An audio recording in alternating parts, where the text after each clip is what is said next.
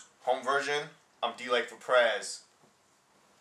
I have my YouTube channel open here, and the reason that you're now watching part 2 is because DLAKE cannot upload any videos over 15 minutes.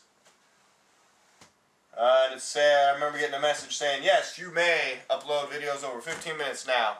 And I have some friends, those people I'm subscribed to, and they got half-hour long videos. So I'm like, what the heck? Because I tried to upload this video as one video, like 17, almost 18 minutes. It got rejected. And the reason why is that I'm not in good standing at YouTube. I have a strike against my account. One strike, DLAKE. Thanks to Highway 61 Entertainment, Joel Gilbert, and Dreams from My Real Father. I didn't want to talk about this, but since my video got rejected this morning and now I have to put it out in 2 parts, I'm going to talk about it.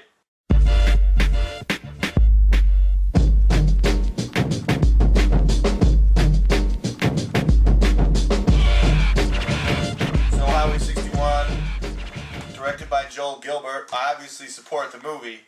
The reason that I got this strike, it's a copyright strike. I don't know, I've only had a YouTube for about 4 months.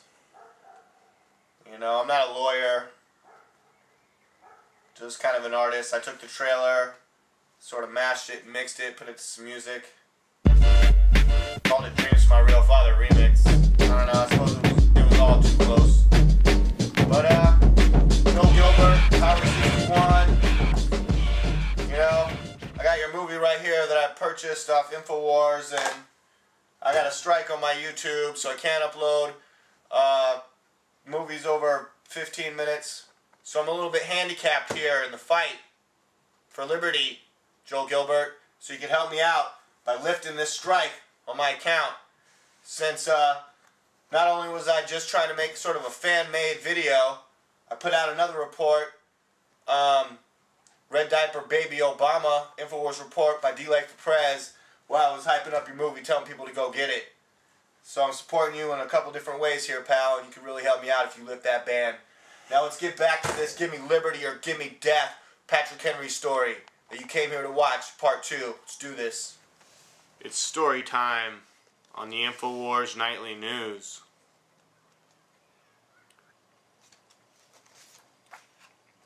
He proved he was a good orator and a good lawyer, too. He won the case for his farmers. At last, he was doing the work he loved, and he got ahead fast. Soon, he was elected to the legislature of Virginia. They called it the House of Burgesses, which really means House of Citizens. That was the year 1764.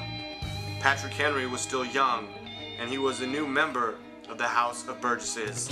He was supposed to sit silent and listen to his elders for a year or 2. But he was burning with the fire of independence. He knew that the older members wanted to talk gently to England, but he had been elected to the House of Burgesses by men who expected him to speak against British tyranny. Patrick Henry did speak, and his words rang out. Again, he proved he was a great orator. His fiery speech in the House of Burgesses was printed and sent all over the colonies.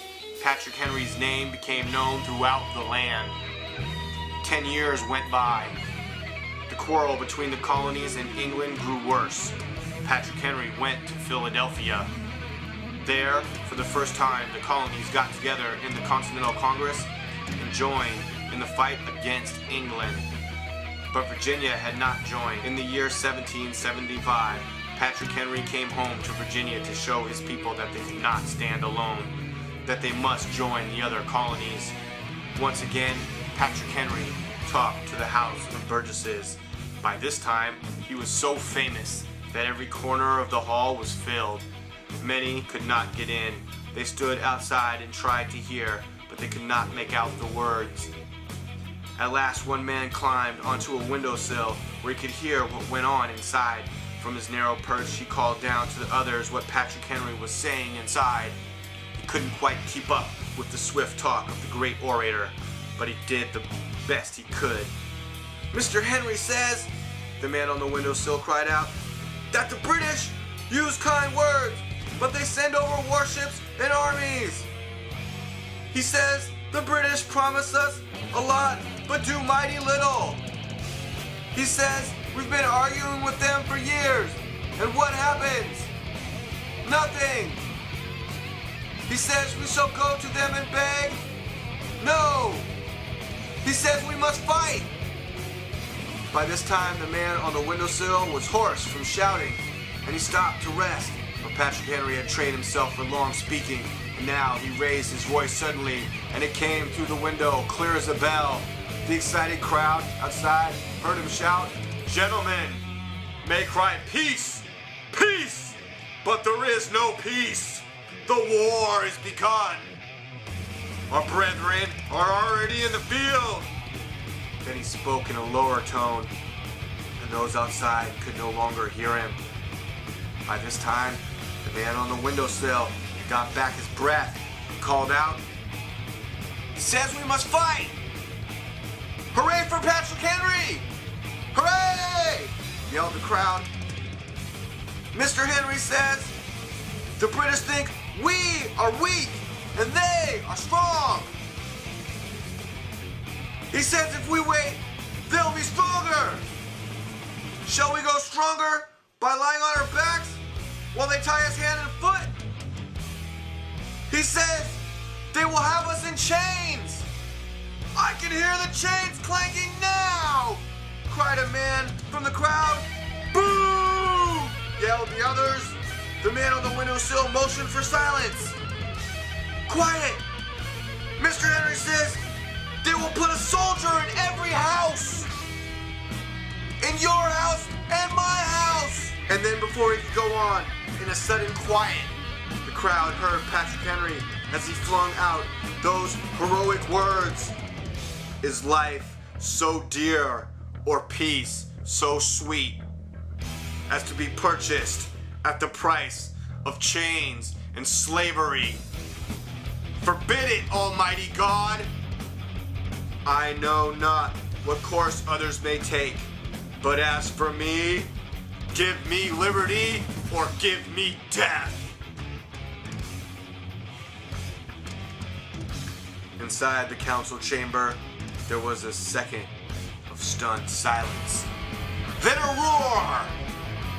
His fiery speech urging the colony to arm aroused Virginia. The Burgesses voted with Patrick Henry by an overwhelming majority. Once more, he had won, and Virginia joined the rest of the colonies to fight England and to form the United States of America. Patrick Henry was governor of Virginia 4 times, and he helped to write many of the laws of the United States. But for more than anything else, he is remembered by those ringing words which mean so much to every American. Give me liberty or give me death. DLAKE for PREZ, the INFOWARS Nightly News, home version. Give me liberty or give me death.